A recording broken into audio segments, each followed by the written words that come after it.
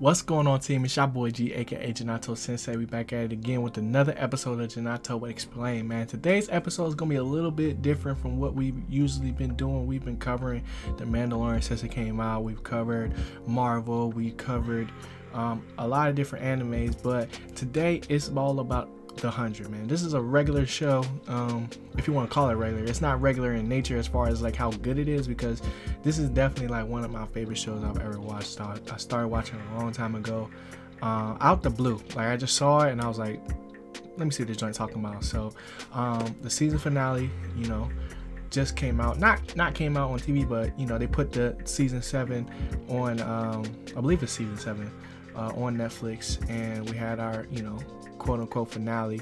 I don't know if it still had like another season after this. It had to have been over, bro. It had to have been.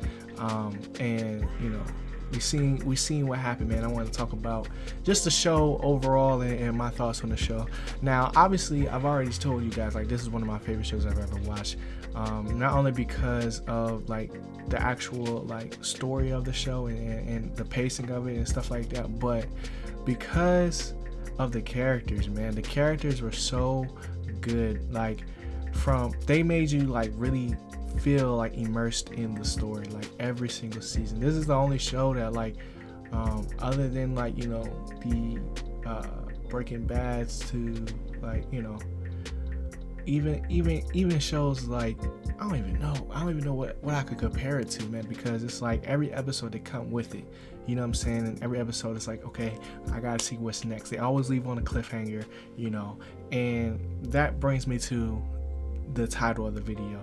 So like, for me, the 100 is basically the irrational decision show, because that's all that really happens. That's what moves the plot along. That's what moves the story along. It's just all these characters taking turns at making irrational decisions, not waiting, not stopping to think, just reacting to what's happening to them. Now, I'm a fan of this, just because like it just opens the possibilities of things that can happen. But after watching this for a while, it can get predictable. Now, they do switch up things, like as far as like I always know they're going to do something crazy, right? But we never really know what. So some things I could call out, some things I can't. It's not gonna be a show of like really so much spoilers on the actual season. This is just about how many irrational decisions that there were from Bellamy, from the beginning, going to war with Tricker, to at the end of the actual show, what Clark did to old boy, if you know, like, it's like little things like that. Now, this is for season 7, so I'm assuming everybody has watched all the rest of these shows, all the rest of the seasons up to this point, so I'm not necessarily going to reference a lot of like spoilers for this season in particular, but for those who haven't seen prior stuff, you're not going to really be able to like keep up with it. But this is definitely me telling you should go and watch it. You should definitely go and watch it. I'm not going to spoil necessarily what happened at the end. I'm gonna just let you guys know I wasn't really a fan of it, just because it ended way too clean for me. This is not like a happy-go-lucky show, if that makes sense. Like, this is a tragic story, and not to say that the ending was good or bad, like as far as like who wins and who doesn't. It's more so me talking about just how the way that they ended it from the beginning, where we start off right in the mix, and I feel like certain characters, like Clark, mainly Clark, has so much plot armor all the way up until the end. She's the main character, I get it, you can't, she might be a fan favorite, I don't know what the fans talking about, but everybody I know doesn't mess with Clark at the end of the day. I love the way that they portray Octavia in the end of the show, because she went a little bonkers during the course of like whenever it was on the ground and stuff. Like, she went a little bonkers, but her redemption story carried this season, I think.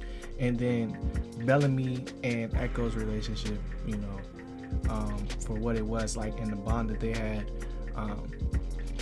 really was a cool way of them like showing how like believing in something can change like your whole mindset. Something that you would think was unbreakable, which was their bond.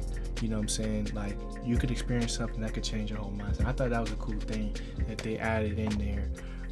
But you know, overall, I think the 100, you know, is a really good show. If I had to rate it, it was definitely like 9.5. Like, you know what I'm saying? Because there were certain things I didn't like, and things that, you know, throughout the seasons that add up to that like 0.5, or like, you know, not being a 10. Because it's, by all means, it's not a perfect show. You know what I'm saying? Things can be predictable. Things could get slow. You know what I'm saying? The tension is usually on a high note, but the plot armor is real, if that makes sense. So that's really it, man. Let me know what you guys thought of the season finale in the comment section down below. Let me know who your favorite character was.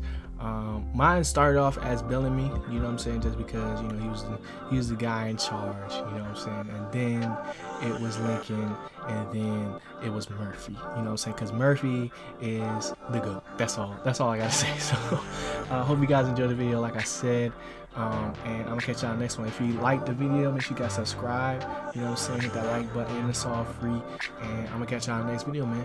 Y'all know the vibes, always keep going, always keep going. This be your boy G, and peace.